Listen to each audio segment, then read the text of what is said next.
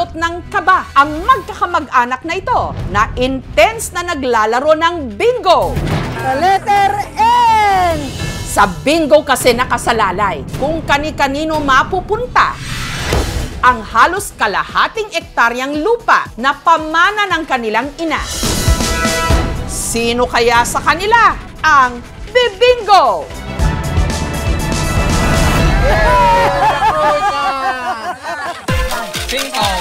Ang mga nagbibingo sa video, mga tiga San Juan sa Batangas. Si Crisanto at ang kanyang 11 kapatid. Kwento ni Crisanto, nung namatay raw ang kanilang inang si Nicanora nito lang nakaraang taon, wala raw itong naiwang last will and testament. Kaya palaisipan sa 100 magkakapatid kung kanino mapupunta ang lupang nakapangalan sa kanilang ina. Dati, sabi ibebenta ay wala namang bibilit, wala namang titulo. Kung ano sakali, kailangan may titulo muna. Dito na nagka-bright idea ang panganay na si Crisanto na idaan ang lahat sa paborito nilang laro, ang BINGO Bingo! Pagka yung nagkakaipon-ipon, kunyari yung may lamay, nagagawa nila yon. Paminsan-minsan naman nagyayaya ka nung, bingo tayo. Hindi naman kami kumontra sa kung anong sabihin ng panganay na lalaki, yun na lang ang susundin namin. Ang lupang up for grabs o mamanahin ng sino man sa mga magkakapatid. Ang 4,700 square meters na lupaing ito sa barangay Talahiban First. 1940s nung naging tenant ng lupa ang kanilang Tatay Chodoro. Ginagawa nung may-ari ng lupa, pinapalawalan lahat yung gastos. Pag naaani na, babawasin muna yon yung binigay niyang pera. Tapos yung sobra, yun ang hahatiin nila. Tinaniman niya ito ng palay na siyang ipinantustos niya sa 13 nitong mga anak na 12 na lang ang natira ngayon dahil namatay ang isa. Ang misis ni Tatay Chodoro na si Nanay Nicanora naman, nagbebenta noon ng kakanin sa palengke. Lumalakad kami dyan sa palayan na yan, tapos may sunong pa kami bilao na yung ibinebenta namin sa palengke. Dahil sa pagsisikap ni Tatay Chodoro, makalipas ang 5 dekadang pagiging tenant o tagasaka, pinagkalooban ng lupa na kanyang sinasaka ng may-ari nito. Pagkakaintindi ko lang po kasi yung pag-tenant ka talaga at kailangan na ng may-ari yung lupang malaking yon, bibigyan talaga ng parte yung mga nag-aasikaso ng lupang yon. Tumangging magpa-interview ang pamilya ng original na may-ari ng lupa. Pero pagtitiyak nila, wala na raw silang balak pang bawiin ito. Basta sabi sa amin na daw yun eh. Malaking tulong sa amin yun. Papasalamat nga kami doon sa may-ari eh. Masaya, pinaghirapan ng tatay namin eh. Hindi na wala yung may pakinabang sa amin eh. Taong 2001, namatay si Tatay Chodoro dahil sa sakit sa tiyan. Nitong nakaraang taon naman, sumunod si Nanay Nicanora dahil sa katandaan. Ang panganay na si Crisanto napaisip kung ano ang gagawin sa naiwang ari-arian ng mga magulang. Eh wala akong alam na paraan ako eh. Pag sinabi kong itong iyo, magalit yung isa, ba't yan binigay mo sa kanya? Kaya nitong April 28, ilang araw matapos ang unang death anniversary ng kanilang Nanay Nicanora, nagtipon-tipon ng 100 magkakapatid para Sa letter B! magbingo! Hindi ko na kinalusin. Dahil namatay na rin ang pang-anim sa magkakapatid na si Virginia, ang anak nitong si Vernald ang naging kinatawan o representative nito. Tingnan, baka ito yung uno din. Siyempre, masaya din na kahit paano, kahit wala na siya, na-invite din kami doon. Pero teka, paano ba ang siste sa bingo? Paglilinaw ni Crisanto, ang lupa hindi mapupunta sa iisang tao lang. Sa halip, paghahati-hatian nilang 13, pati na ng pamilya ng namatay na si Virginia. Hating kapatid talaga. At ang paandar nilang pabingo para matukoy lang kung saang parte ng lupa ang mapupunta kanino. Literal na draw lots. Gumuhit ako sa papel, tapos nilagyan ko ng number. Naglagay lang ako ng 13 numero doon sa kalugan. Bawat isa may pagkakataon na bumunot ng isang bulilyo. Kung sinong bumunot, yun ang iyo, ang kanya. Kung bubunot akin, number 1, dito ang akin number 1. Kung ako naman ito ay number 10, di number 10 yung kanya.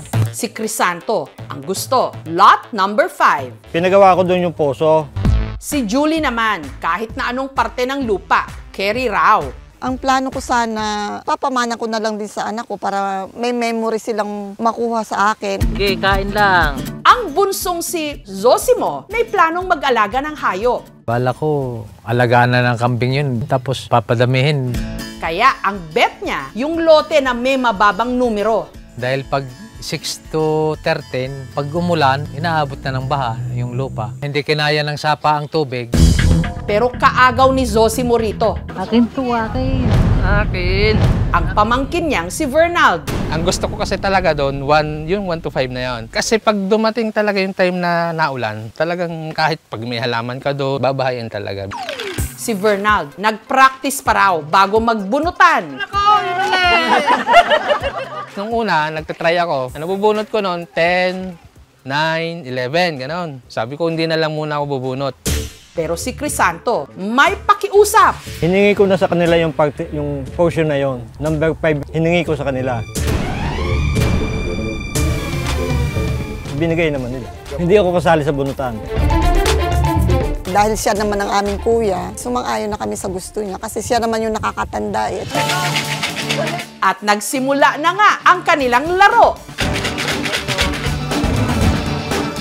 Si Julie ang nabunot.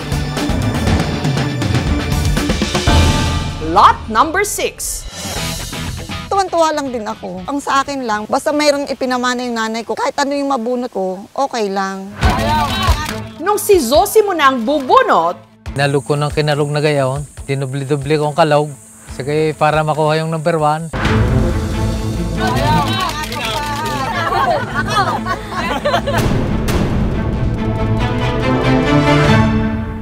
Number 10 yung nabunot ko.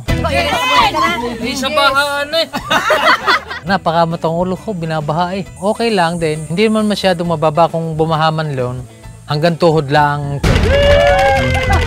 si Vernald naman, malakas pa ang laban para sa gusto niyang lote. Kaya ako'y napapalakpak doon kasi natitira na lang doon 7, 1, 2, 3. Tapos yung 7, nabunot pa nung isa kong tita. Tatlo na lang. Yun na nga lang matataas na yung natitira. 3, 2, 1. Tingnet, baka ito yung ulo din. At nung siya na ang bumunot,